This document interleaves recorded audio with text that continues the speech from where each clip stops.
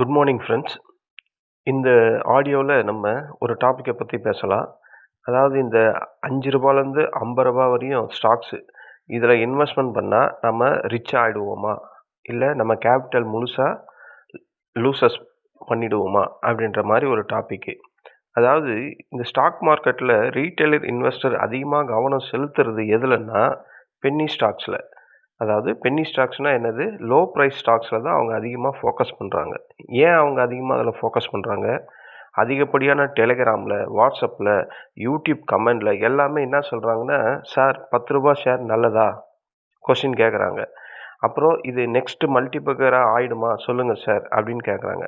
அதனால் இதில் உண்மை என்னன்னா, ரிஸ்க் என்ன, ரியாலிட்டி என்ன அப்படின்றத பற்றி இந்த வீடியோவில் நம்ம தெளிவாக பேசலாம்.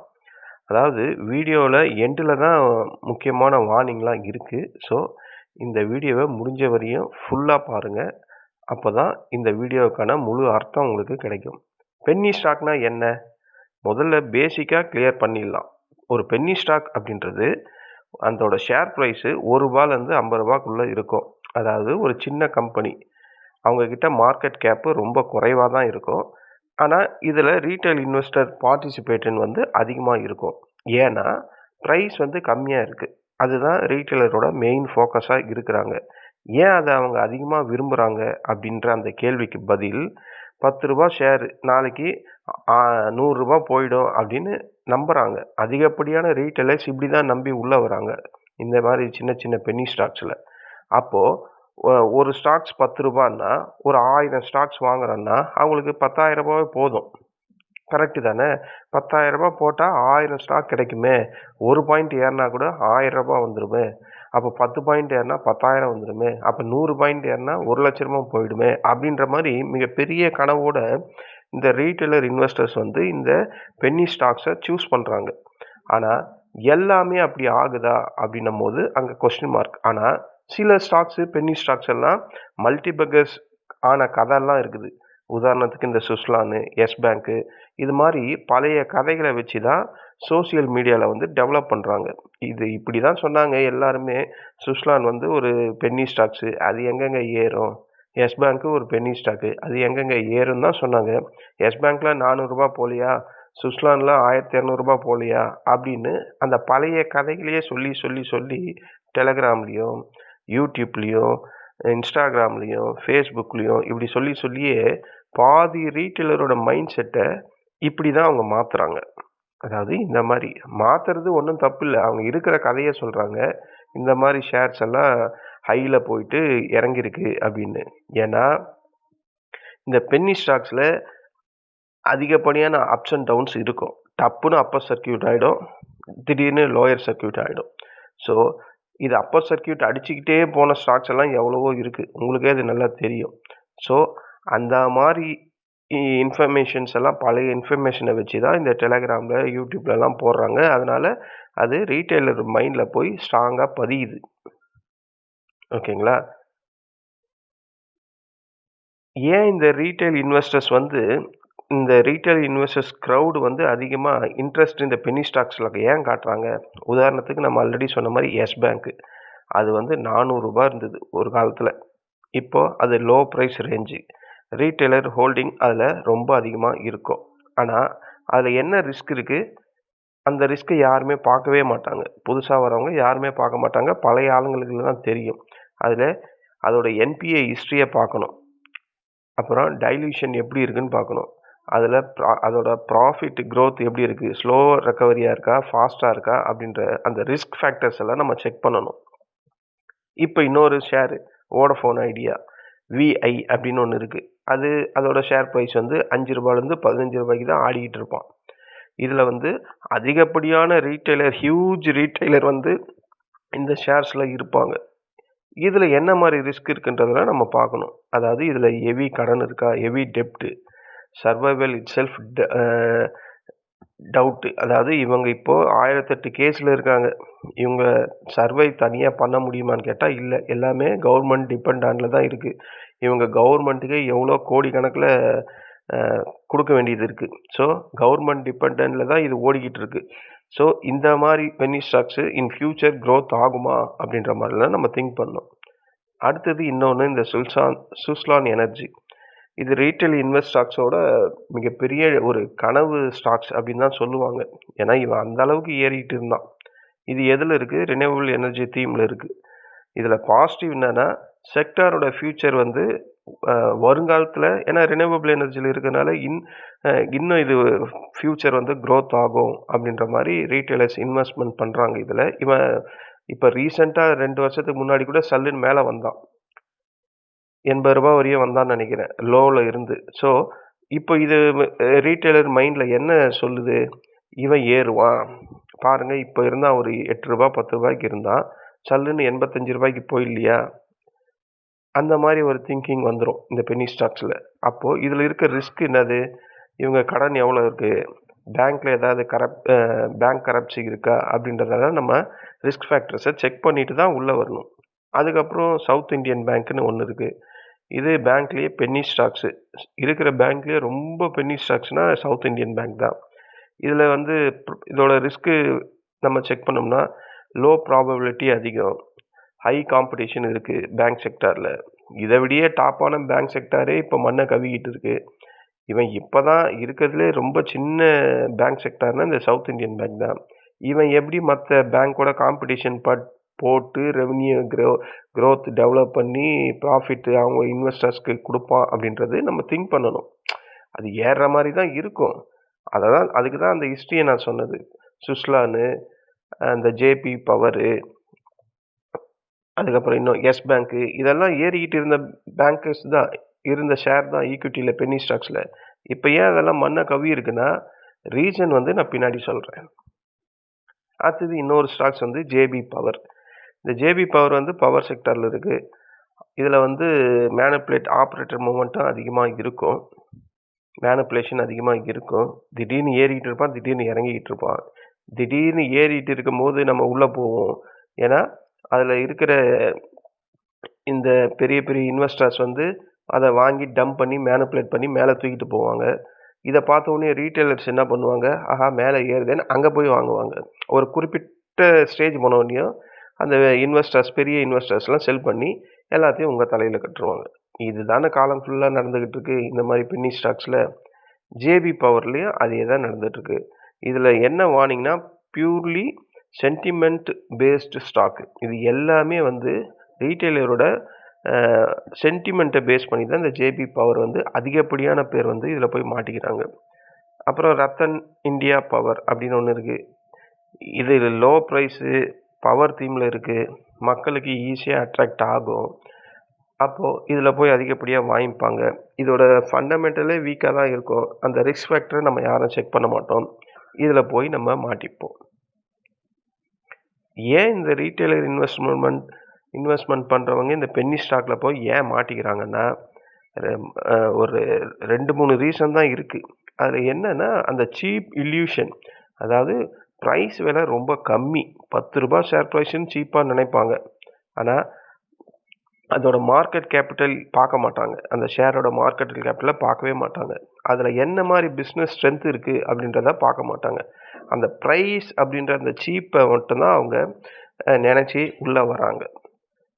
இதில் ரெண்டாவது என்ன நடக்குன்னா இந்த பென்னி ஸ்டாக்ஸில் அதிகப்படியாக வால்யூம் வந்து கிரியேட் பண்ணுவாங்க. யார் கிரியேட் பண்ணுவா? பெரிய பெரிய பிக் பிளேயர்ஸ் இருப்பாங்கல்ல, அவங்க வால்யூத்தை கிரியேட் பண்ணுவாங்க, நியூஸ் ஸ்ப்ரெட் பண்ணுவாங்க.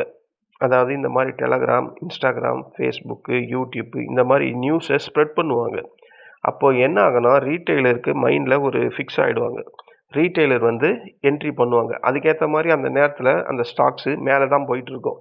அப்போ ரீட்டைலருக்கு என்ன தோணும்? ரூ. 7 நான் நேற்று பார்த்தேன், இன்றைக்கி ரூ. 13 இருக்குது. எல்லா யூடியூப்லேயும், எல்லா இன்ஸ்டாகிராம்லேயும், எல்லா டிவி சேனல்லையும் இதை பற்றி தான் சொல்லிக்கிட்டு இருக்காங்க. இப்போ தான் இதில் வந்து ஒரு ஃபாரின் இன்ஸ்டியூஷன் வந்து பல்காக வாங்கியிருக்கு அப்படின்ற மாதிரி இந்த கான்செப்ட் அவங்க மைண்டுக்குள்ளே வந்ததுக்கப்புறம் அவங்க போய் என்ட்ரி பண்ணுவாங்க. அவங்க என்ட்ரி ஆனதுக்கப்புறம் அது ஏறிக்கிட்டு தான் இருக்கும். ஆனால் அங்கேருந்து ஒரு ரூ. 20 ரூ. 30 ஏறினதுக்கப்புறம் அந்த பெரிய பிளேயர்ஸ், பிக் பிளேயர்ஸ் வந்து அதுலேருந்து எக்ஸிட் பண்ணுவாங்க. அப்போ மார்க்கெட் ஒரே நாளில் 20% லோயர் சர்க்கியூட் அடிக்கும். அப்படியே 20 லோயர் சர்க்கியூட் அடித்தா ரீட்டைலர்ஸ் அங்கே காலி ஆகிடுவாங்க. இதுதான் இந்த பென்னி ஸ்டாக்ஸில் கண்டினியூஸாக நடந்துக்கிட்டே இருக்குது. ஸோ இந்த பிக் பிளேயர்ஸ் தான் அதிகப்படியாக இந்த பென்னி ஸ்டாக்ஸில் மார்க்கெட்டையே ஆப்ரேட் பண்ணிக்கிட்டு இருப்பாங்க. இதுதான் இந்த ஆப்ரேட்டிங்ஸில் மெயினாக இருக்கக்கூடியது. அடுத்தது 3வது பாயிண்ட் வந்து ஃபண்டமெண்டல் யாருமே பார்க்குறதே கிடையாது பென்னி ஸ்டாக்ஸில். ஃபண்டமெண்டல் போய் நம்ம பென்னி ஸ்டாக்ஸில் பார்த்தோம்னா யாருமே பென்னி ஸ்டாக்ஸ் பார்க்கவே போக மாட்டோம், யாருமே வாங்க மாட்டோம். இது எத்தனை பேர் நம்ம பென்னி ஸ்டாக்ஸில் போய் ஃபண்டமெண்டல் பார்ப்போம்? பார்க்கவே மாட்டோம். அப்படி நீங்கள் ஃபண்டமெண்டல் பார்த்தீங்கன்னா பென்னி ஸ்டாக்ஸ் பக்கமே போகவே மாட்டீங்க, அதை வாங்கவே மாட்டீங்க. ஃபண்டமெண்டல் பார்க்கப்பா அந்த பேலன்ஸ் ஷீட்டை பார்க்கணும், அவங்களுக்கு என்ன கடன் இருக்குதுன்னு பார்க்கணும், அதில் ப்ரொமோட்டர்ஸ் ஹோல்டிங்ஸ் என்ன இருக்குதுன்னு பார்க்கணும், அவங்கக்கிட்ட ரிசர்வ் மணி எவ்வளோ இருக்குதுன்னு பார்க்கணும், அவங்களோட model business portfolio in futures growth ஆகுமா இல்லையா, இல்லை காம்படிஷன் கம்பெனி என்னென்ன இருக்குது, அவங்க என்ன ரேஞ்சில் இருக்காங்க, இவங்க எப்படி இருக்காங்க, இதெல்லாம் ஃபண்டமெண்டலில் பார்த்தா நம்ம இந்த ஸ்டாக்ஸ் பக்கமே போக மாட்டோம். அது எவ்வளோ தான் ₹1 விற்றா கூட நம்ம போக மாட்டோம். சில பேர் வந்து பென்னி ஸ்டாக்ஸில் வந்து லாங் டேர்ம் இன்வெஸ்ட்மெண்ட் பண்ணாங்கன்னா அவங்களுக்கு அதை பற்றி கேர் கிடையாது. இந்த ₹1 ஒரு ஒரு ஷேர் ₹1னா 1000 ஷேர் வாங்கினா ₹1000. இந்த ₹1000 கண்ணுக்கு தெரியாமல் போனால் போகுது. சில பேர் ₹10,000, சில பேர் ₹1,00,000. அவங்களோட ஃபினான்ஷியல் பேக்ரவுண்டுக்கு ஏற்ற மாதிரி அந்த அமௌண்ட்டை அவங்க ஒதுக்கி விட்டுருவாங்க. என்னவோ தொலையுது அப்படின்ட்டு. ₹1,00,000 வந்து அனாவசியமாக விடுவாங்க. ஆனால் நம்ம ரீட்டெயில்ஸ் அப்படி விட முடியுமா?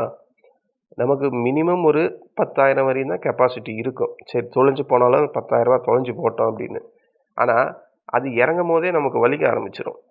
ஏன்னா நம்ம சம்பாதிக்கிறது இந்த பணம், அதை எவ்வளோ கஷ்டப்பட்டு சம்பாதிக்கிறோம். அந்த ஹார்ட் மணியை நம்ம சில பேர் நைட் ஷிஃப்ட் பண்ணுவாங்க, சில பேர் ஷிஃப்ட்டில் போவாங்க, சில பேர் கொரியர் வேலை பண்ணுவாங்க, சில பேர் எவ்வளவோ வேலை இருக்குது. நான் சொல்லி தான் உங்களுக்கு தெரியணும்னு இல்லை. அந்த மாதிரி சம்பாதிச்சு கஷ்டப்பட்டு ஒரு 10,000 ஒரு 3 மாதம் சம்பாதிச்சு கஷ்டப்பட்டு வந்த காசை ஒரு 3 நாள்லேயே ஷேர் மார்க்கெட்டில் அனாவசியமாக இழக்கிறது வந்து ரீட்டெயிலரால் தாங்க முடியாது. ரீட்டெயிலரால் இல்லை, பொதுவாக பணம் சம்பாதிக்கிறவங்களால தாங்கவே முடியாது. அப்படி இருக்கும்போது இந்த ஃபண்டமெண்டல் பார்க்காம இந்த பென்னி ஸ்டாக்ஸில் போய் மாட்டிக்கிறது ரொம்ப அபத்தமானது. அதனால் ஃபண்டமெண்டல் பாருங்கள். யூடியூப்பில் சொல்கிறாங்க, அதில் சொல்கிறாங்க, இதில் சொல்கிறாங்கலாம் நம்பி பென்னி ஸ்டாக்ஸு ரொம்ப ப்ரைஸ் கம்மியாக இருக்கே அப்படின்ட்டுலாம் போய் மாட்டிக்காதீங்க. மாட்டிக்கிட்டா ஏறும் போது சந்தோஷமாக இருக்கும், இறங்கும் போது வலி பெருசாக இருக்கும். அடுத்தது இந்த ஃபோமோ அப்படின்னு சொல்லுவாங்க. ஃபோமோன்றது என்னது? ஃபியர் ஆஃப் மிஸ்ஸிங் அவுட் அப்படின்னு சொல்லுவாங்க. அதுக்கு ஆக்சுவலி மீனிங் என்னன்னு பார்த்தா, ஐயோ, என் ஃப்ரெண்டு நேற்று வரையும் தான்ப்பா இருந்தான் என் கூட, இந்த ஷேரை பற்றி பேசிக்கிட்டே இருந்தான், திடீர்னு அந்த ஷேரை வாங்கிட்டான், இன்றைக்கி அந்த ஷேர் வந்து ₹6லேருந்து ₹60 போயிடுச்சு. இதுதான் இந்த ஃபியர் ஆஃப் மிஸ்ஸிங் அவுட். என் ஃப்ரெண்ட்ஸு வாங்கிட்டான், டெலகிராமில் சொல்லிட்டாங்க, அக்கம் பக்கத்தில் எல்லாம் வாங்கிட்டாங்க, ஆனால் நான் இன்னும் வாங்கலை, நான் லேட்டாக போய் வாங்கிட்டா எனக்கு லாஸஸ் வருமோ அப்படின்றது தான் ஃபியர் ஆஃப் மிஸ்ஸிங் அவுட். இதை டோட்டலாக நம்ம பென்னி ஸ்டாக்ஸு இன்வெஸ்ட்மெண்ட் பண்ணுறதுக்கு முன்னாடி இதை செக் பண்ணணும். எல்லாம் வாங்கிட்டாங்களா, அதோட ஃபண்டமெண்டல் நம்ம பார்த்தோமா, ஆஹா ஃபண்டமெண்டல் வேலைக்கே ஆகல, நம்ம இதை வாங்காமல் இருக்கிறதே நல்லது அப்படின்ற மாதிரி நம்ம திங்க் பண்ணணும். இந்த 3 விஷயந்தான் கண்டிப்பாக நம்ம பென்னி ஸ்டாக்ஸில் ரியாலிட்டியாக செக் பண்ண வேண்டியது. உண்மையான சொல்லணும்னா இந்த 3 தான் நம்ம செக் பண்ணணும். 100% பென்னி ஸ்டாக்ஸில் என்ன இருக்குன்னா 90% ஸ்டாக்ஸு ரெக்கவரி ஆகாது. அந்த 10% ஷேரை நம்ம எப்படி கண்டுபிடிக்க முடியும் அப்படின்னா எல்லாருமே அந்த 10% ஸ்டாக்ஸை போய் நம்ம வாங்கிடுவோமே. ஸோ அது ப்ரிடிக்ட் பண்ண முடியாது. 100 பென்னி ஸ்டாக் வருதுன்னா அதில் 95 பென்னி ஸ்டாக்ஸ் கண்டிப்பாக ரெக்கவரி ஆகாது. அப்புறம் அதில் மீதி இருக்கிற 10 ஸ்டாக்ஸில் 8 ஸ்டாக்கு சைட்வேலேயே தான் போகும். 100 ஸ்டாக்ஸ் இருக்குது, அதில் 90 ஸ்டாக்ஸ் வந்து ரெக்கவரி ஆகவே ஆகாது. மீதி இருக்கிற 10 ஸ்டாக்ஸில் 8 ஸ்டாக்ஸ் வந்து சைட்வேலேயே தான் போவான். பாட்டுன்னு சைட்வேல தான் போயிருப்பான், பல காலமாக போயிட்டுருப்பான், பல வருஷமாக போயிருப்பான். மீதி இருக்கிற 2 ஸ்டாக் தான் ரியலாக வந்து மேலே போகும், நல்ல மல்டிபேக்கராக ஆகும். அந்த 2 ஸ்டாக் 100 ஸ்டாக்கில் அந்த 2 ஸ்டாக்ஸை ரீட்டெயிலரால் எப்படி பிடிக்க முடியாத ஒரு காரியம், ப்ரிடிக்ட் பண்ணவே முடியாது. ஸோ அதனால் இந்த பென்னி ஸ்டாக்ஸ் எல்லாம் நீங்கள் போகும்போது கரெக்டான ஸ்டாக்ஸை சூஸ் பண்ணணும் அப்படின்ற அந்த கான்செப்டே தப்பு. கரெக்டான ஸ்டாக்ஸ் நமக்கு எப்படி தெரியும்? அப்போ அதோட ஃபண்டமெண்டல் பார்க்கணும். நீங்க கண்டிப்பா ஃபண்டமெண்டல் பார்த்தா அது உள்ளேயே போக மாட்டீங்களே! ஸோ, அப்போ அது பியூரா லக்கு தான் இருக்கு. ஓகேவா? அதோட பாஸ்ட் ஹிஸ்ட்ரியெல்லாம் நம்ம பார்க்கணும். பென்னி ஸ்டாக்ஸ்ல. பாஸ்ட் ஹிஸ்ட்ரிய பார்த்தே சில ஸ்டாக்ஸ் எல்லாம் மண்ண கவ்விக்கிட்டு தான் இருக்கு. சுஸ்லானு, எஸ் பேங்க்கு, அ இன்னும் இன்னொரு 2, 3 பேங்க் எல்லாம் இருக்கு. அதெல்லாம் நல்லா தான் இருந்தது பாஸ்ட் ஹிஸ்ட்ரியில. ஏன் இறங்கிடுச்சு? பிக் பிளேயர் அதுலேருந்து வெளிய வந்துட்டாங்க. மக்கள் தலையில கட்டிட்டு. அந்த ஷேர்ஸ் எல்லாம் பப்ளிக் தலையில கட்டிட்டு அவன் இறங்கிட்டான். பப்ளிக் தலையில கட்டினதுக்கப்புறம் அந்த பேங்க் அந்த செக்டரை யார் மேலே கொண்டு போகிறது? 1,00,000 பேர் பப்ளிக் வாங்கிட்டாங்க அந்த ஷேரை. ப்ரொமோட்டர்ஸ் வந்து இல்லை, எஃப்ஐஸ் இல்லை, டிஐஸ் இல்லை, இன்சூரன்ஸ் இல்லை, அப்புறம் மற்ற பெரிய பெரிய டொமஸ்டிக் இன்ஸ்டியூஷனும் இல்லை, எதுவுமே இல்லை. வெறும் பப்ளிக் கையில் தான் இருக்குது. அப்போ அந்த பப்ளிக் கையில் இருக்கிற ஸ்டாக்ஸை யார் மேலே ப்ரோக்ரஸ் பண்ணுவா? இந்த கொஸ்டின் வருது இல்லை? அப்போ அந்த ஷேர் என்ன ஆகும்? காலம் காலமாக அது கீழே தான் படுத்துக்கிட்டு இருக்கும். ₹1 ₹2 தான் ஆடிக்கிட்டே இருக்கும். ஸோ இந்த மாதிரி ஸ்டாக்ஸ்லாம் போய் மாட்டிக்காதீங்க. ஃபண்டமெண்டலை செக் பண்ணுங்கள். இதுதான் நான் உங்களுக்கு சொல்கிறது. இந்த ஃபியர் ஆஃப் மிஸ்ஸிங் அவுட்டை டோட்டலாக விட்டுருங்க. மற்றவங்கள நம்பியெல்லாம் நீங்கள் எதையுமே பண்ணாதீங்க. பென்னி ஸ்டாக்ஸில் சேஃபாக எப்படி ட்ரேட் பண்ணுறது? அப்போ பென்னி ஸ்டாக்ஸில் ட்ரேடே பண்ணக்கூடாது, இன்வெஸ்ட்மெண்ட்டே பண்ணக்கூடாதுன்னு கேட்டிங்கன்னா அப்படிலாம் இல்லை. ஒரு பென்னி ஸ்டாக்கை எனக்கு இதில் இன்வெஸ்ட்மெண்ட் பண்ணணும்னு ஆசையாக இருக்குது. எல்லாரும் சொல்கிறாங்க. இதோட ஃபண்டமெண்டலாக பார்த்தா நல்லா இருக்குது, இதோட ஹிஸ்ட்ரியும் பார்த்தா நல்லா இருக்குது. அப்படின்னா நான் இதில் இன்வெஸ்ட்மெண்ட் பண்ணலாமான்னு கேட்டால் பண்ணலாம். அதில் உங்கள் டோட்டல் கேபிட்டலில் 5லேருந்து 10% மட்டும்தான் பண்ணணும். அதில் டர்ன் ஓவர் ஹிஸ்ட்ரி கண்டிப்பாக இருக்கணும், பாசிட்டிவாக இருக்கணும். அவங்கக்கிட்ட கண்டிப்பாக கடன் இருக்கக்கூடாது. கடன் இல்லாத கம்பெனியே கிடையாதுன்னு வச்சுங்க. அதாவது கடன் இருந்தாலும் அவங்கக்கிட்ட ரிசர்வ் பேலன்ஸு மணி இருக்கணும் அதிகப்படியாக. அப்புறம் அப்பர் சர்க்யூட் பண்ணக்கூடிய இல்லை லோயர் சர்க்யூட் பண்ணக்கூடிய ஸ்டாக்ஸ் பக்கமே போகக்கூடாது. அது இன்ட்ராடேயில் ஒரு நாளைக்கு ₹1 ஏறினாலும் அது ட்ரேட் ஆகணும். அப்பர் சர்க்யூட் ஆகுது, லோயர் சர்க்யூட் ஆகுது பக்கமே போகாதீங்க. லாங் டேர்ம் அப்படின்ற ஒரு ட்ரீமை வந்து பென்னி ஸ்டாக்ஸில் கொண்டு வராதிங்க. லாங் டேர்ம் அப்படின்னா கண்டிப்பாக பென்னி ஸ்டாக்ஸ் எல்லாம் உங்களுக்கு பெரிய லெவலில் ரிட்டர்ன்ஸ் கொடுக்காது. அந்த 100 ஸ்டாக்ஸில் 2 ஸ்டாக்ஸை தான் டேர்ன் ஓவர் பண்ணிக்கிட்டே இருக்கும். நான் சொன்னேன்ல, அந்த 2 ஸ்டாக்ஸை நம்மளால் ப்ரெடிக்ட் பண்ணவே முடியாது, இதுதான் வரும் அப்படின்ட்டு. ஸோ அப்போது அடுத்த பாயிண்ட் வந்து லாங் டேர்ம் ஃபோக்கஸை, லாங் டேர்ம் கனவை வந்து இந்த பென்னி ஸ்டாக்ஸில் கொண்டு வராதிங்க. ஸ்ட்ரிக்டான ஸ்டாப் லாஸ் போட்டுங்க. அதாவது ஸ்டாப் லாஸ் வந்து கண்டிப்பாக பென்னி ஸ்டாக்ஸில் மேண்டிட்டரி. அது நல்ல மேலே போனாலும் சரி, இல்லை கீழே வந்தாலும் சரி. கரெக்டாக நான் என்ன இந்த ஆடியோவில் நான் சொல்கிறேன்னா, பென்னி ஸ்டாக்ஸ் வந்து ஒரு லாட்ரி. அது ஒரு லாட்ரி கிடையாது. ஓகேங்களா? எல்லா ஸ்டாக்ஸுமே வந்து மேலே போய்கிட்டே இருக்கும். லாட்ரி மாதிரி நமக்கு லாபம் கொடுத்துக்கிட்டே இருக்கும் அப்படின்ற மாதிரிலாம் கிடையாது. அது ஷார்ட் டேர்மில் வெல்த்தை கிரியேட் பண்ணுற ஸ்டாக்ஸும் கிடையாது. ஓகேவா? ரீட்டைல் இன்வெஸ்டருக்கு அதிகப்படியான மைண்ட் செட்டு இந்த மாதிரி பென்னி ஸ்டாக்ஸில் போய் நம்ம வாங்குற மாதிரி இருந்தால் அதோட பாஸ்ட் ஹிஸ்ட்ரி, அதோட ஃபண்டமெண்டல், அதோட ஹிஸ்ட்ரி எல்லாம் செக் பண்ணிட்டு தான் உங்களோட கேபிட்டல்லேருந்து 5 இல்லைன்னா 10% தான் யூஸ் பண்ணணும். ஒரு ₹10,000 வச்சுருக்கீங்கன்னா அதில் ₹1,000 தான் யூஸ் பண்ணணும். அதுதான் ஒரு பென்னி ஸ்டாக்கான ஒரு வேல்யூ. ₹1,000 காணாம போச்சு, தொலைஞ்சு போச்சுன்னா கூட ஒழிஞ்சு போகுதுன்னு விட்டுடலாம். ₹1,00,000 போட்டுட்டு ₹2,00,000 போட்டுட்டு அதில் விடுறது வந்து அவ்வளோ புத்திசாலித்தனமாக இருக்காது. அதாவது உங்ககிட்ட இருக்கிற அந்த மைண்ட் செட்டை மாற்றணும். ₹10 ஷேர் வந்து நாளைக்கு மல்டி பேக்கராக ஆகும் அப்படின்ற மைண்ட் செட்டை மாற்றணும். Strong business, long term wealth அப்படின்னு நினைக்கிறத நம்ம பிலீவ் பண்ணணும். அதாவது ஸ்ட்ராங்காக பிஸ்னஸ் இருக்கணும், லாங் டேர்முக்கு அது நல்ல வெல்த்தை ஜென்ரேட் பண்ணும் அப்படின்ற மாதிரி கம்பெனியை தான் நம்ம ஃபோக்கஸ் பண்ணணும். இந்த குலுக்கல் லாட்ரி கதையில் இருக்கிற ₹10 ஷேர் ₹100 போயிடும், ₹200 போயிடும் அந்த மைண்ட் செட்டை டோட்டலாக வெளியே எடுத்துடணும். இதுதான் ஃப்ரெண்ட்ஸ், இந்த பென்னி ஸ்டாக்ஸில் அதிகப்படியான ரீட்டைல்ஸ் ஏன் போய் மாட்டிக்கிறாங்க, அதுலேருந்து அவங்களால ஏன் வெளியே வர முடியல அப்படின்றதுக்கான விளக்கம். இந்த வீடியோ உங்களுக்கு யூஸ்ஃபுல்லாக தான் இருந்தால் என்னுடைய சேனலை சப்ஸ்கிரைப் பண்ணுங்கள், லைக் பண்ணுங்கள், உங்கள் ஃப்ரெண்ட்ஸ் அண்ட் ரிலேட்டிவ்ஸ் ஃபார்வர்ட் பண்ணி அவங்களையும் சப்ஸ்கிரைப் பண்ண சொல்லுங்கள். உங்களுக்கு ஏதாவது தெளிவில்லாம இருந்தா என்ன கமெண்ட்ல சொல்லுங்க. இல்ல இந்த வீடியோல இருக்கிற நிறை குறைய பத்தியும் கமெண்ட்ல சொல்லுங்க. நம்ம நெக்ஸ்ட் பென்னி ஸ்டாக்ஸ்ல சில ஸ்டாக்கோட ஃபண்டமெண்டல் அண்ட் டீட்டெயில்ஸை பற்றி விவாதிக்கலாம். நன்றி, வணக்கம்.